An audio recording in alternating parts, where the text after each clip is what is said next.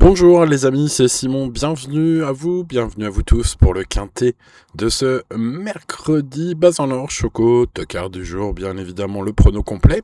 Mais avant cela, on analyse tous les partants en début de vidéo avec des infos sur chacun d'entre eux. Allez, on n'oublie pas le petit pouce, le petit boost. Bienvenue aux petits nouveaux qui reviennent là, qui viennent d'arriver là sur la chaîne les amis, et ceux qui reviennent d'ailleurs, car ce mercredi, si mes comptes sont bons, on est très très nombreux maintenant sur la chaîne, ça fait plaisir.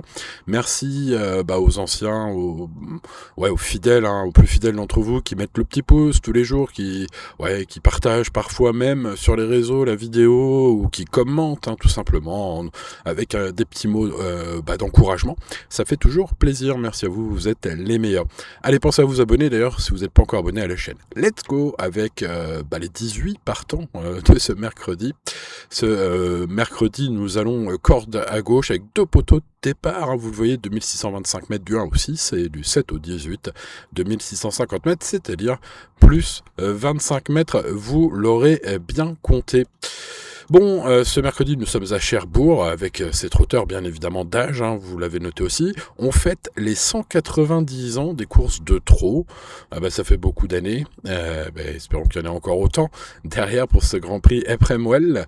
Je vous propose d'étudier sans plus tarder chaque partant. La moins riche de ce quintet, c'est Ice Shy Girl, le numéro 1, qui a fort à faire dans ce lot. Son entraîneur indique qu'elle peut profiter de cet engagement face aux vieux pour accrocher une petite place. À mon avis, c'est quand même un très gros outsider seulement. Alors, j'ai pas mal étudié les performances, que ce soit sur piste, soit à Vincennes, mais surtout en province, pour beaucoup d'entre ces partants.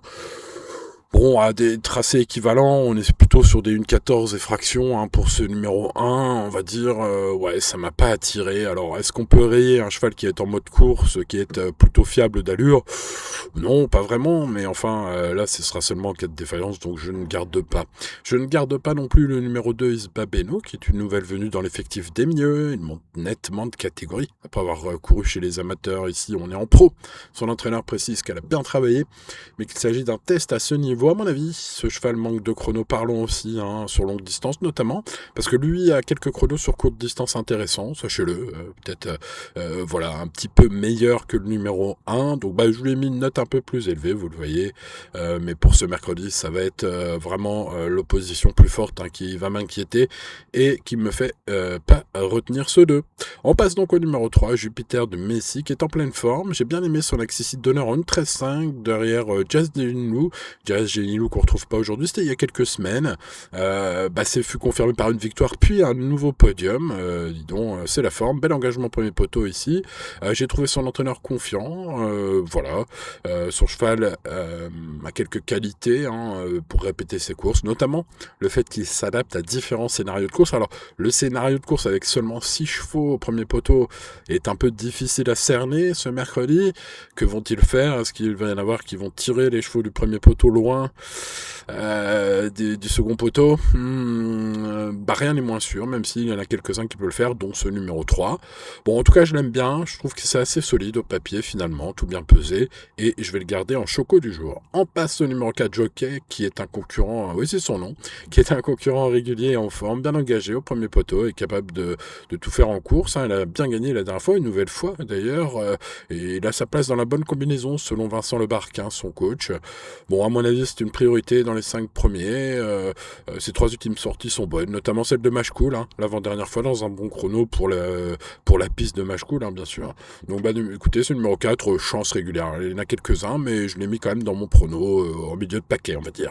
Passons au numéro 5, un Cerboy, qui sera mon tocard du jour, car si le cheval vient de décevoir par 2 fois, attention, c'est un cheval qui a gagné 4 courses cette année, et dans sa carrière, qui a gagné 3 fois avec un certain Éric Raffin. Éric Raffin qui l'a mené, je vous donne dans le mille, 3 fois. C'est du 3 sur 3, entre Raffin et un Cerboy. Bon, le cheval est en mode course, au premier poteau. Beaucoup vont l'oublier, parce qu'il a déçu. Mais moi j'y crois, c'est mon tocard du jour. On passe au numéro 6, Idéfix Deland, qui est un cheval délicat. Il sera plus à son affaire corde à gauche. L'entraîneur ne cache pas le manque d'ambition face à l'opposition. Ne cache pas son manque d'ambition, pardon. Pour être plus précis, parce que ça change tout. Ouais, je l'ai pas senti très chaud, Sébastien Hardy, hein, pour être honnête. Donc, bah, ces chansons limitées. J'ai rien trouvé de bon, d'ailleurs, cette année, en tout cas. J'ai fait les lignes, j'ai fait les classements, j'ai fait les chronos. L'aptitude, bon voilà, seul point positif hein, pour ce numéro 6, l'engagement au plafond des gains du premier poteau. Et donc on passe au second poteau avec le numéro 7, In Love Réglisse, qui rend 25 mètres. Ferré n'a pas convaincu récemment alors qu'elle était déférée. C'est une fille de Booster Winner qui est le cheval peut-être le moins recommandable dans ce quintet puisque on court sans ambition 25 mètres. Hein. Emoji rouge aussi dans le trot, donc bah écoutez c'est le numéro 7 hein, tout simplement. Vous l'avez compris, je fais l'impasse. On passe au numéro 8, Helios Gemma, gagnant de quintet à Vincennes en 2024, hein, ce numéro 8 quand même, hein, il y a des titres. La rentrée à Vitré était bonne en mai dernier. C'était derrière JB du Fruitier, mais je crois, et il me semble qu'une revanche est possible. Sa cote va être bien plus intéressante d'ailleurs que JB du Fruitier, entre nous, voilà, c'est dit. Donc je vais m'en méfier, et contrairement à JB du Fruitier que je vais mettre en regret, on va en reparler juste après, je vais garder ce numéro 8, finalement assez logiquement, en bout de ticket, pas sûr, mais en tout cas en bout de pronostic. Hein. Il sera au moins dans mon champ réduit, peut-être sur un second ticket exotique, ce 8. Passons au numéro 9, JB du Fruitier, qui vient d'amorcer un beau regain de forme. Bon, dans un chrono pas terrible, mais c'est déjà mieux que sa traversée du désert précédente. Alors, est-ce qu'il est sur la montante? Est-ce qu'il est autant sur la montante qu'Helios Gemma? Allez savoir, c'est Mathieu Mottier en plus qui est appelé aujourd'hui, mais bon, voilà, il faut faire un choix. Je devais faire un choix en bout de pronostic, j'ai préféré le 8 à ce numéro 9, mais qui sera mon principal regret. Alors, pour ceux qui font des champs réduits, vous pouvez peut-être croire Dominique Locneux avec le 10 Ivoire Prestance, puisque le coach est chaud. Alors, je vous avais déjà relié sa confiance la dernière fois, il est à plus de 100 contre 1, a été disqualifié, hein, après une absence de 8 mois, il a désormais 3 courses dans les jambes. Je vous le dis, hein, Dominique était assez confiant la dernière fois. Bon, ça se ressentait pas trop à la cote. Le cheval a été disqualifié. Aujourd'hui, son coach est de nouveau confiant pour terminer dans les 5 premiers. Donc, je vous le dis. Voilà, c'est l'un des regrets, on va dire, pour les champs réduits. Passons au numéro 11, Ilio Manto, qui sera dans mon pronostic, hein, ce numéro 11, qui se débrouille pas mal en ce moment. Un 1-12-5, la dernière fois au Croisé-la-Roche sur 2850 mètres, m'a attiré l'œil. Il me semble bien placé sur ce parcours. À sa convenance, à mon avis. Arnaud Smirzet, on attend une bonne performance d'ailleurs. Hein. À mon avis, c'est un bel outsider, ce numéro 11, à mettre sur un ticket un peu large, voilà, ou quelque part, ce 11. Je n'ai pas gardé le 12 Hermès d'Écroville, qui va être abandonné à la cote, mais qui peut faire l'objet d'un second ticket. Je vais le mettre dans mes champs réduits, pour mon ticket avec base, hein, vous me connaissez. Bon, voilà, c'est un regret, parce que le cheval a expérimenté, c'est lire et écrire, et c'est finir fort lorsqu'il a le parcours en or. Ces derniers temps, il a quand même montré pas mal ses limites, hein. Mais bon, voilà, il suffirait vraiment qu'il fasse rien du parcours, et quelques-uns déçoivent, bien sûr, vous connaissez. Bon, voilà, je ne les garde pas dans mon prono, mais probablement dans mon champ réduit. On passe donc au numéro 13, Historic Tech, qui effectue une rentrée après plusieurs mois d'absence. Il restera ferré son pilote. Cédric Thierry semble vivement conseillé de le suivre la prochaine fois lorsqu'il sera déféré. C'est peut-être un bon tuyau, mais pour la prochaine fois, du coup, on peut l'écarter sans regret aujourd'hui, mais notez-le, Historic Day, peut-être que la prochaine fois sera la bonne, hein, mon petit doigt me dit. Donc, bah, voilà, peut-être une info, en tout cas, vous notez quelque part pour ce 13, mais pas pour ce mercredi. On passe donc au numéro 14, Ivoire d'Herpec, qui est parfois délicat au départ, mais c'est bien là tout ce qu'on peut lui reprocher dans sa belle et longue carrière. Hein. Le cheval a 8 ans et une super carrière. J'ai vraiment remonté le fil de ce fils, hein, d'un charme fou. Voilà, avec plaisir. Je dis, bah, disons, c'est vraiment pas mal. Je le vois à l'arrivée, sauf s'il rate complètement son départ, hein, ce qui lui arrive parfois, mais quand même pas si souvent que cela. Bon voilà, Xipopo de bien faire. En tout cas, ce 14 va figurer assez haut finalement sur mon ticket. Passons au favori logique JPEG de Crépin, le numéro 15, qui a gagné 3 fois de suite, dont l'ultime victoire en tongue et en serviette de plage avant de courir ferré. C'est la 4e place que vous voyez là, qui est très bonne à Alençon, puisqu'il n'était pas en mode course. Le cheval, évidemment, est en mode sport ce mercredi. Son entraîneur se montre confiant pour les premières places. Le cheval sera plaqué, aura des plaques aux 4 jambes, hein, aux 4 pieds, pour la première fois, me semble-t-il. Donc, bah, j'ai senti que c'est un changement prometteur, selon l'interview, hein, de son entraîneur, monsieur Sébastien Ernaud, dans les colonnes de Génie. Donc, voilà, j'ai l'impression on espère fortement gagner avec ce numéro 15. En tout cas, c'est une base au papier, évidemment, définitive, hein, en termes de papier pur. Passons au numéro 16, Head of State, qui après 8 mois sur la touche, vient de réaliser une belle entrée en se classant 6e sur 12 du prix Huberta à Vincennes. J'ai senti une relative bonne confiance de Clément Duval-Destin qui pense que son élève devrait progresser ce mercredi. Et en général, quand ils pensent qu'ils vont progresser, les Duval-Destin, ils progressent. En tout cas, ces derniers mois, c'est comme ça que ça se passe quand ils nous disent ça. Bon, son driver vient d'une place avec une certaine sérénité, une certaine sérénité, bien sûr, propre au Duval-Destin. Bon, à mon avis, c'est une belle possibilité dans ce lot. Il est probablement en retard de gain. Il sera cote bien plus intéressante que le favori JP de Crépin.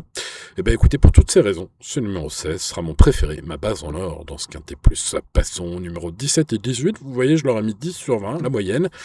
Ouais, le numéro 17, Easy Fray, est en forme, affronte une opposition un peu plus jeune, surtout utilisé à Vincennes, c'est une jument de 8 ans qui a déjà bien couru courte plate dans sa belle carrière.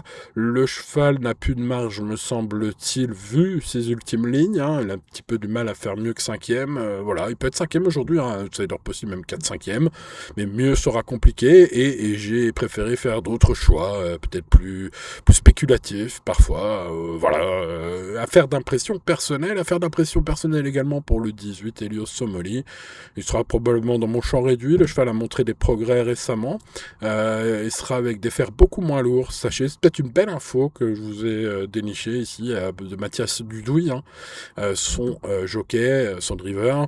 Voilà, la dernière fois il avait des gros fers. Aujourd'hui ce sera des petits alus tout fins, tout légers.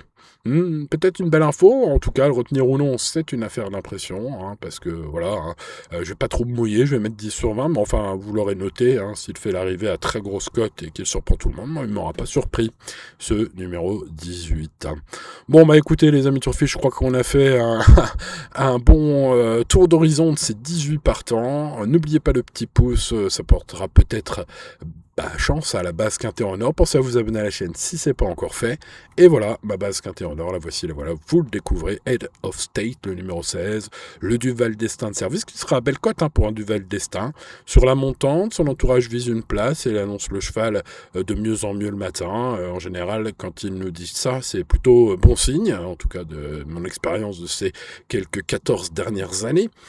Les amis, sur les déclarations des uns et des autres, en tout cas, j'ai bien aimé ça. 6e place sur 12 dans le prix Huberta à Vincennes. C'était pas le prix Huberta cette année, c'était pas le quintet, mais voilà, il y avait 12 partants de qualité et il a bien couru. Et je rappelle que c'est une très grande rentrée après 8 mois sur la touche. Donc je pense qu'il est un petit peu en retard de gain, comme beaucoup de Duval-Destin d'ailleurs. Ce numéro 16, c'est ma base en or. Allez, une belle cote avec Jupiter de Mézy, le numéro 3. C'est mon choco du jour, ce numéro 3. Qui est en pleine forme. J'avais beaucoup aimé sa course il y a quelques semaines, où il avait fini derrière un certain Jazz de Génilou, avant de confirmer par une victoire et un nouveau podium au premier poteau de départ. Je rappelle qu'il y a 2 poteaux de départ aujourd'hui. Ça me semble être un beaucoup possible. Ça dépendra évidemment du scénario de course, mais le premier poteau pourrait surprendre, avec notamment Insert Boy, non pas Insert GD, Insert Boy, le numéro 5. Vous vous doutez de ses origines, je pense. En tout cas, il est invaincu en 3 courses avec Eric Raffin, le Sud Killer, qu'il retrouve cette fois après 2 courses un petit peu en deçà.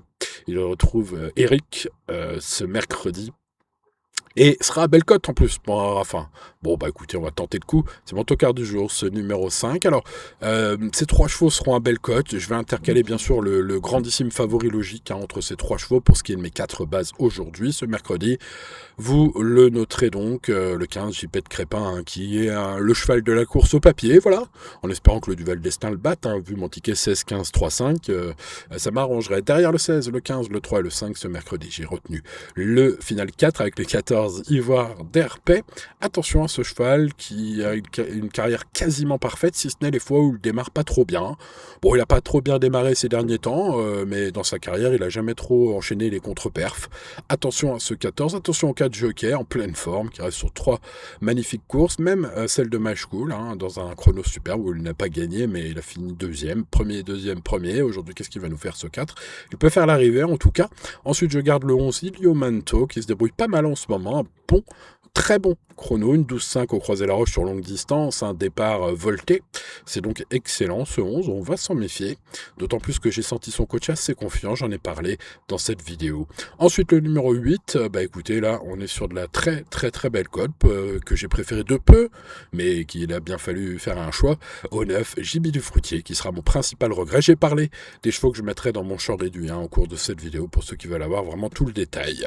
Eh bien les amis turfistes, il ne me reste plus qu'à vous souhaiter bonne chance, vous dire de jouer responsablement bien évidemment, de respecter votre budget et tout ira bien. L'indice de confiance est de 5 sur 10, restez raisonnable. Pensez au petit pouce sur la vidéo, pensez à vous abonner à la chaîne si ce n'est pas encore fait, vérifiez, vous avez bien activé la cloche pour ne rien manquer lorsque je sors des vidéos les amis turfistes. Merci à vous, merci pour votre fidélité, à très bientôt pour de nouvelles aventures. C'était Simon, ciao ciao.